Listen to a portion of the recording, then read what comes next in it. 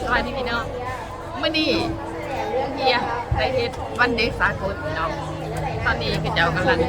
แข่งขันเกี่ยวกับละครพี่น้องเซีย มา ว เบิ่งนำกันเลยพี่น้องมาเบิ่ง ในนี้เขาเป็นภารกิจของเขาใส่ดิเซียวอย่างเซียวเอากับภารกิจของยุงลายฮันดี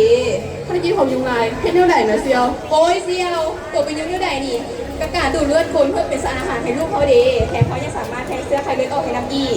ดูดเลือดเธอเดียวได้ประโยชน์ทั้งสองอย่างคุณใด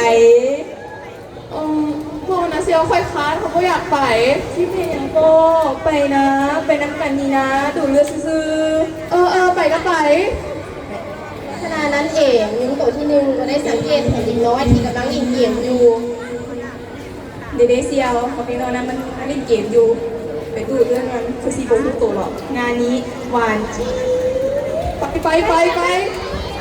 ขอถามมันเด้อขอดูดคอเด้อ ทุกคนนี่อาจจะเป็นอย่างยูตอนนี้ค่อยเล่นเกมกำลังมวนเลย โอ้ยยุงมาได้ใส่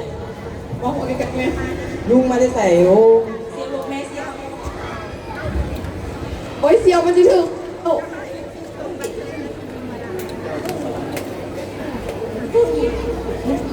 หลังจากที่ยุงทั้งสองตัวเบิ่งสถานการณ์จากนั้นภารกิจก็ได้เริ่มขึ้น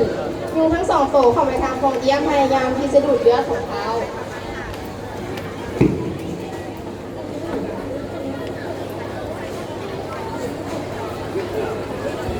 นอนเมลูกมันดึกแล้วอย่ารีบไปเกมหลาย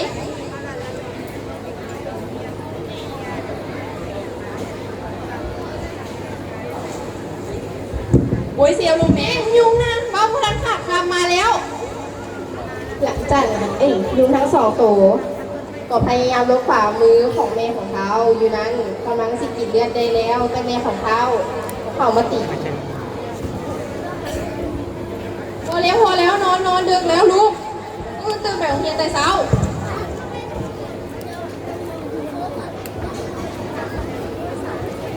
หลังจากนั้นยุงทั้งสองตัวก็ได้ล้มหนีไปแต่เท้าก็ได้นอน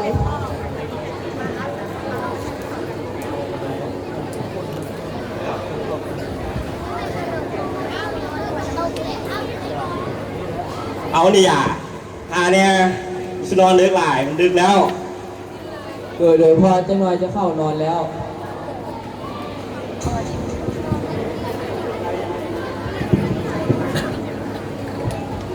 หลังจากพอออกไปบ่ฮอด10 นาทีเท้าก็ได้ออกไปลักเล่นโทรศัพท์พี่น้องเฮ็ดให้ยุงได้สังเกตเห็นและน้ำออกไปเซียวนี่ปากแม่น้องมันออกไปแล้วนับไปเซียวพอดีแล้วพอแบบพลาดแน่นอนนำ1 ข้อ 3แล้วบิดพร้อมกันมาค่อยมาแล้ว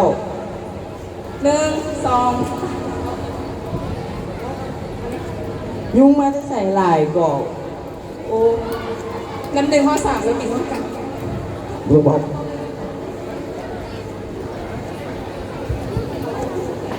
ตอนนี้ยุงทั้งสองตัวได้กลิ่นเลือดเด็กน้อยยังสนใจยาก เจียวจะบินบ่ขึ้นพูดแหละแมนโคตรยิ้มเลยกำหันเข้าไปเซียว โอ้1 โมงเช้าแล้ววันนี้คิดว่าหากัน7-8 โมง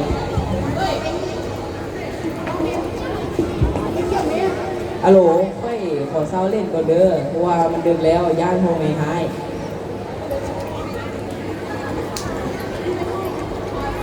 ตื่นลูกนอนโมไปโรงเรียนแล้วตื่นลูกตื่นนอนโมไปโรงเรียนแล้ว โดยตื่นแล้วแม่ ตอนนี้ลูกรู้สึกมีอาการเจ็บป่วยปวดหัวตูหนาว ใส่แม่เพิ่งแขนลูกเองโอ้ตู่คือเด็กไลออนเอ้ยมาเบิ่งลูกแน่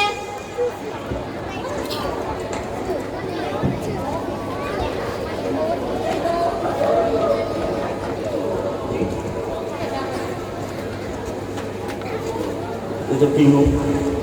อุ๊บตัวฮอนฮะเล่นตะกี้อะไรเป็นยังไงไปนี่นอนกระดึกโอ้ฮะ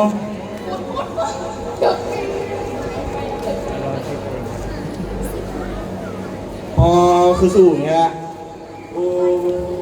ดิฟังความเลย ไปหมอ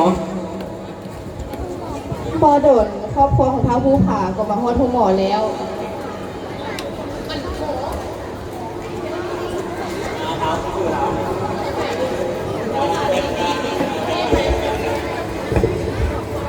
อาการโตฮ้อนไข้หนาวสั่นไข้ขึ้นสูงฮอต42องศาพุ่นนะ โอ้แบบนั้นเข้าห้องฉุกเฉินเลยหมอมีคนไข้อย่างน้อยคนหนึ่งมีอาการเป็นไข้ มีอาการโตสั่นอุณหภูมิจะ42แล้ว โอ้เป็นแท้ว่ะคนนี้ไปกันก่อน ไป อุปกรณ์เก็บพร้อมแล้วบอก โอ้เดี๋ยว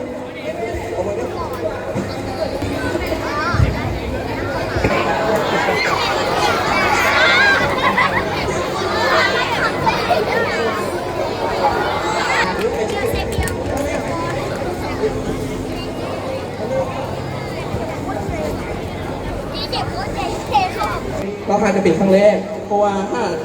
เรามีเสื้ออยู่แล้วนี่ อาจจะเป็นนักกว่าเดิมได้ โอ้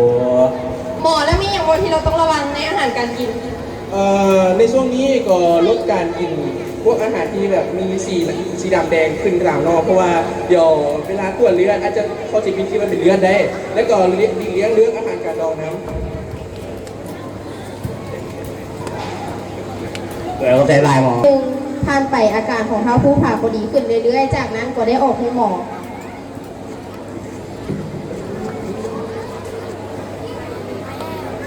นี่มันต้องเป็นยุคค่อยยุคโบบักเคียคันนี้เป็นยุคเจ้าก็มาจับตัวหอยได้ก่อน หยุดเจ้าที่ไปใส่